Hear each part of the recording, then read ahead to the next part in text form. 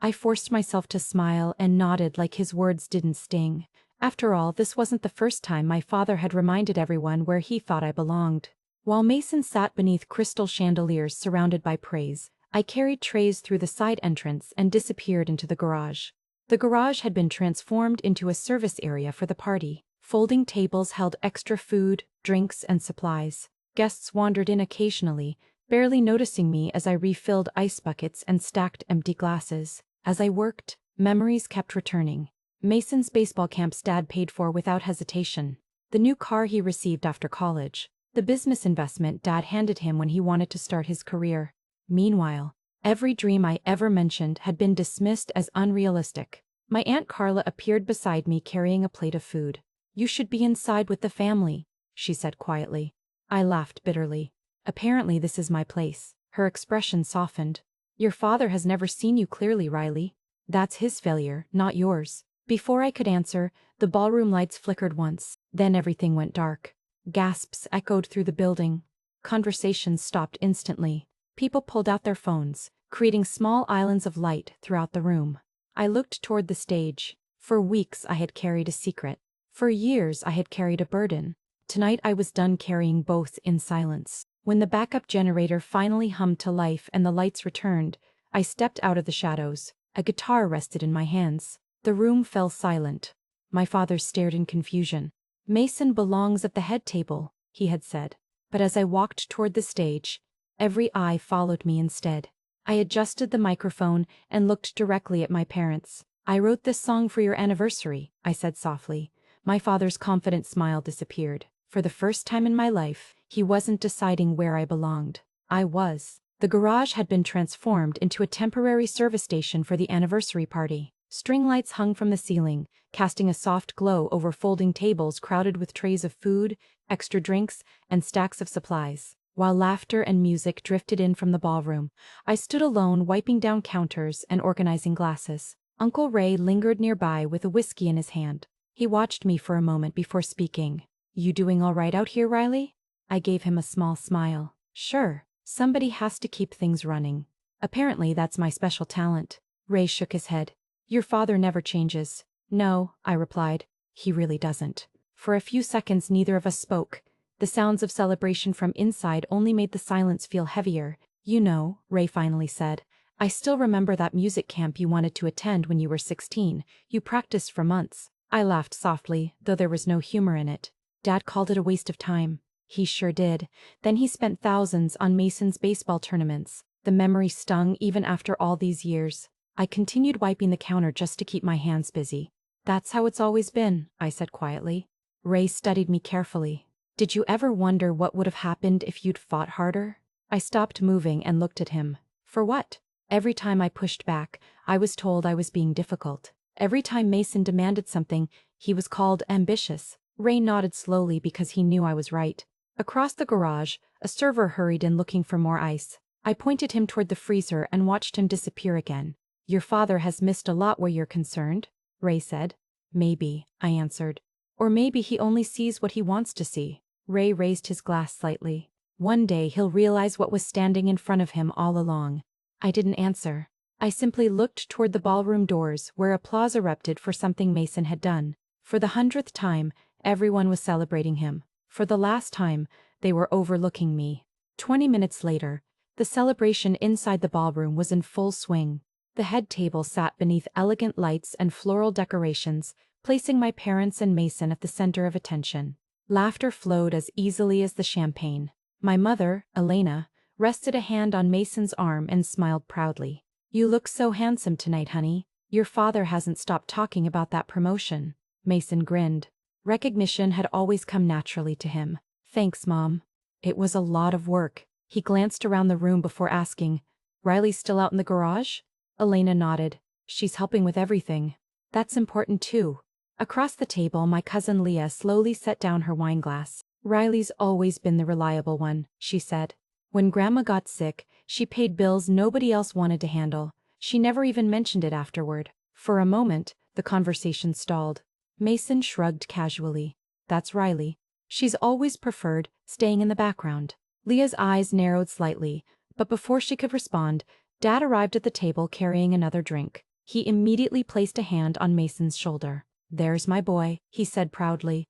"The promotion, the bonuses, the future. That's what hard work looks like." Several guests nodded. Then Dad glanced briefly toward the garage doors. "Riley understands her role. She's practical. Dependable. Every family needs someone like that." The words sounded harmless on the surface, but everyone at the table heard what he really meant. Leah exchanged a look with her husband Greg. "Practical is one way to describe it," Greg said carefully. A few nervous laughs followed.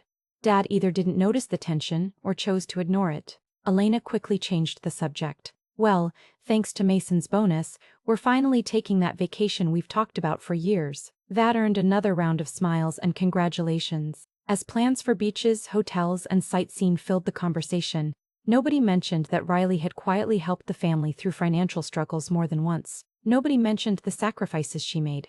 And while the spotlight remained fixed on Mason at the head table, the person who had carried the family through some of its hardest years remained invisible just beyond the ballroom doors. Back in the garage, I focused on restocking napkins and organizing trays, trying to keep my mind busy. The sounds of laughter drifted in from the ballroom, a reminder that the real celebration was happening just a few walls away.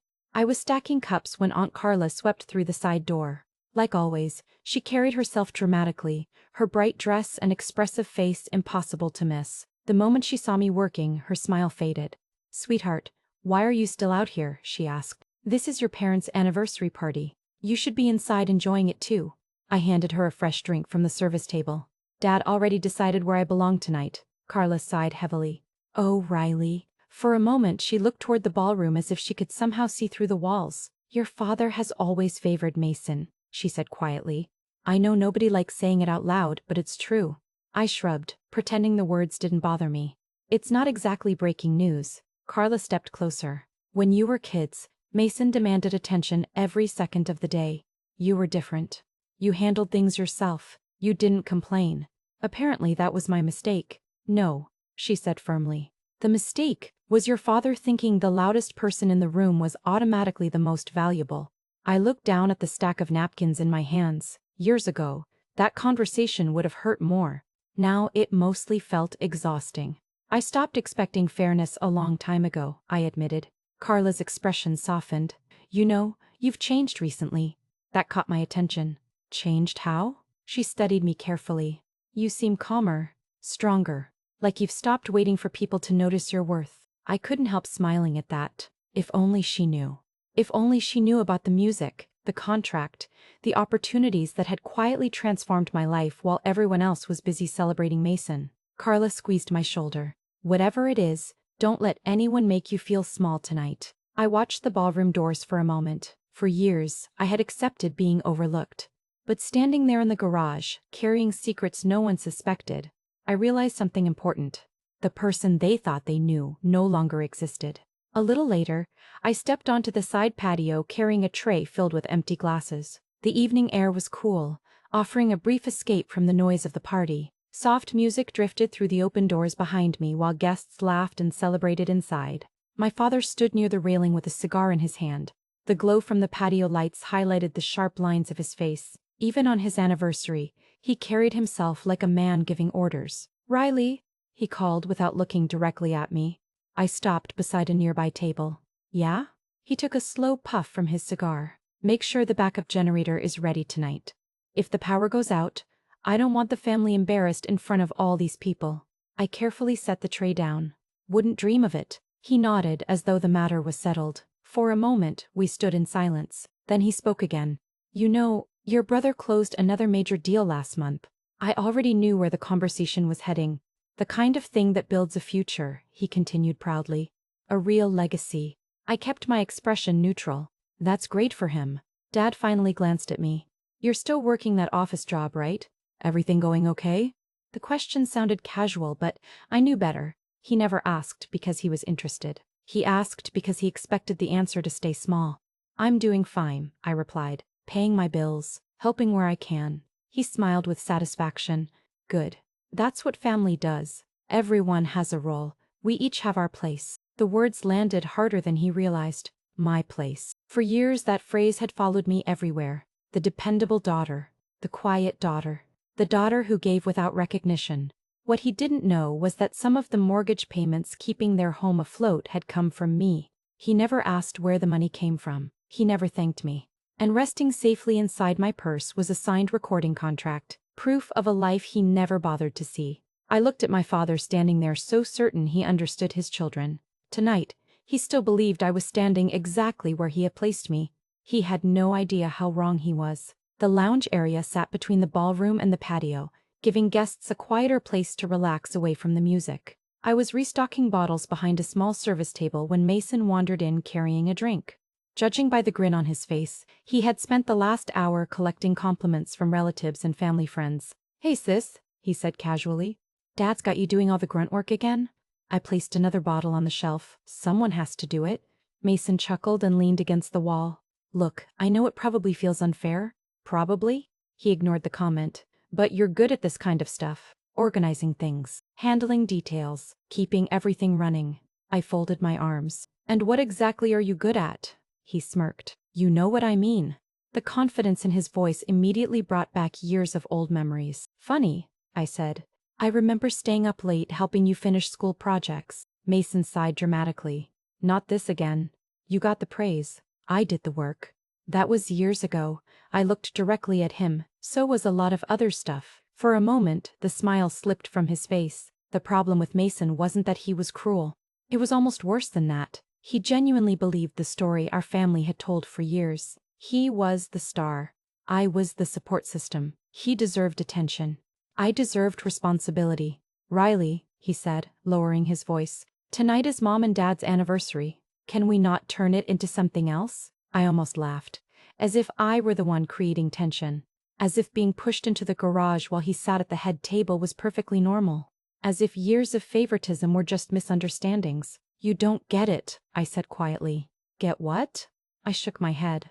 There was no point explaining. People rarely notice advantages they've always had. Mason took a sip of his drink and straightened his jacket. "Anyway, try to enjoy the night." Then he walked back toward the ballroom where applause and laughter waited for him.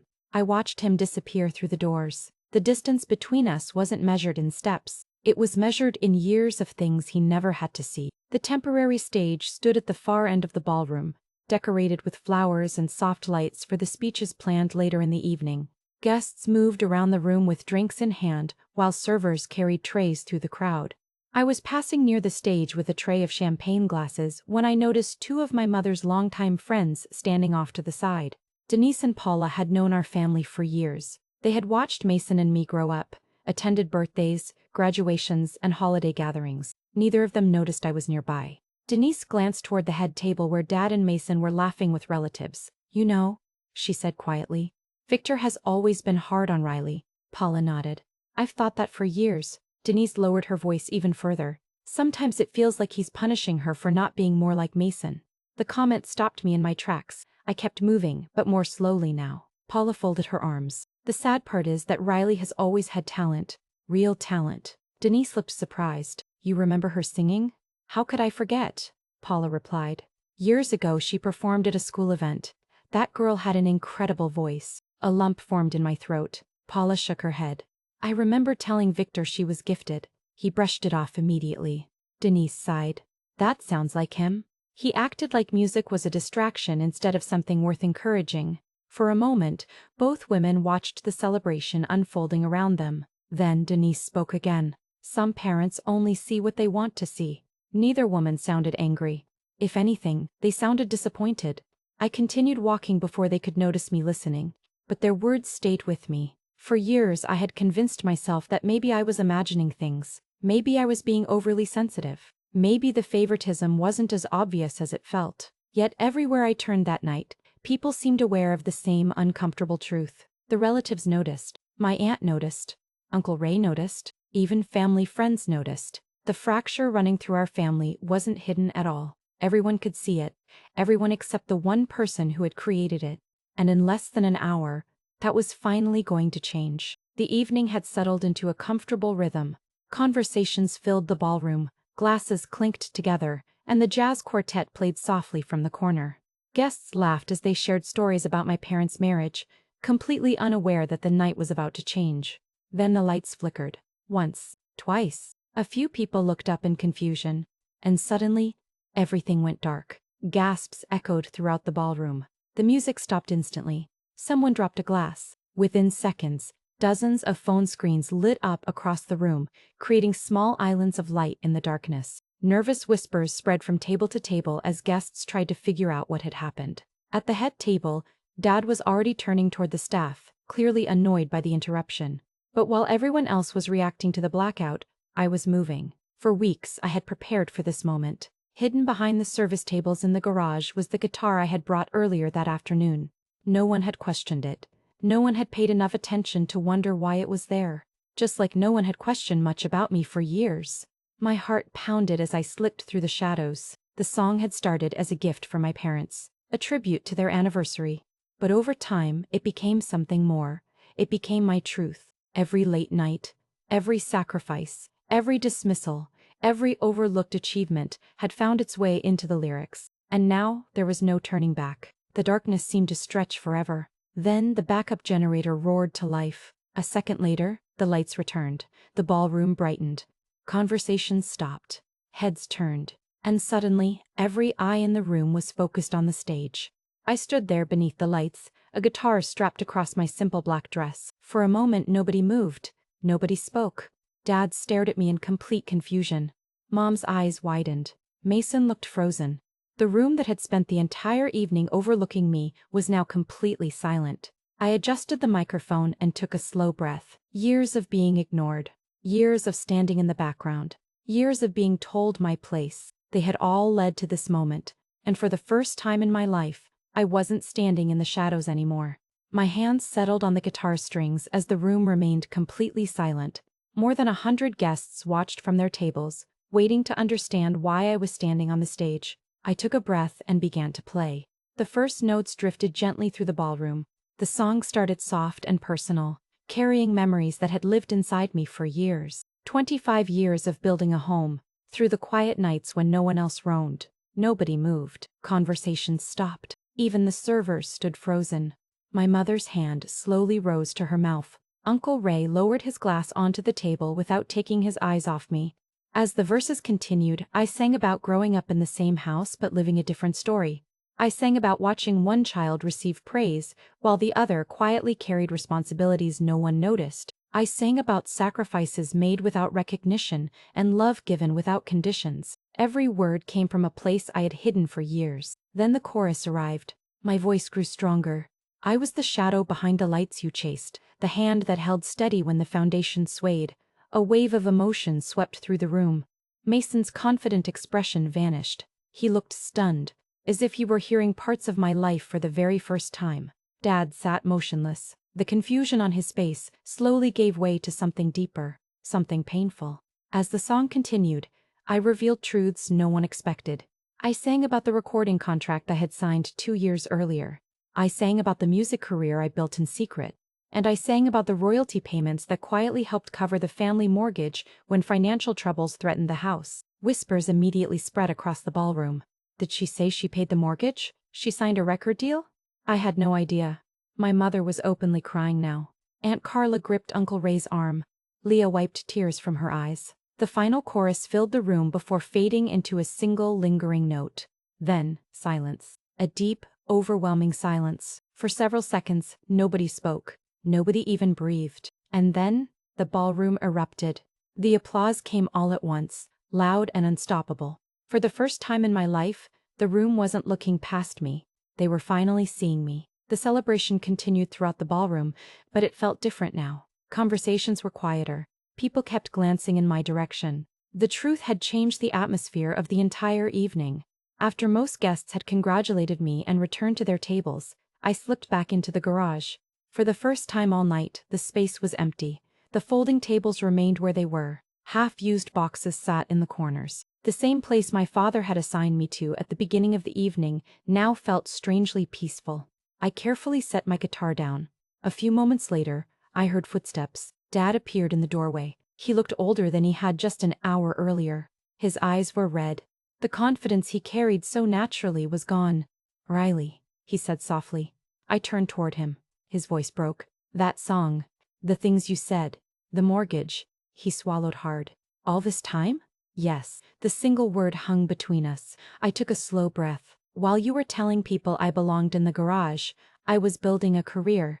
I was writing music. I was helping keep this family afloat when things got difficult. Dad lowered himself into a folding chair. For a moment, he stared at the floor. I thought Mason would be the one, he admitted quietly. I thought he would carry everything forward. I felt years of hurt rise inside me. And because I was quiet, you stopped looking. He closed his eyes. I continued. You decided who I was, long before you ever bothered to know me. You gave Mason the spotlight and handed me responsibilities. Tonight wasn't the first time you pushed me aside. It was just the first time everyone else saw it. Tears rolled down his face. I know, he whispered, and I'm sorry. The words sounded genuine. Not defensive, not rehearsed, just broken. A moment later, Mom stepped into the garage and rested a hand on his shoulder. Behind her stood Mason, unusually silent. Dad looked up at me. You were never worthless, Riley. I was wrong. For years, I had wanted to hear those words. Now that they had finally come, the anger inside me began to fade. I forgive you, I said quietly. But I'm never going back to the place you assigned me. Dad nodded. And beneath the glow of the party lights, everything finally changed.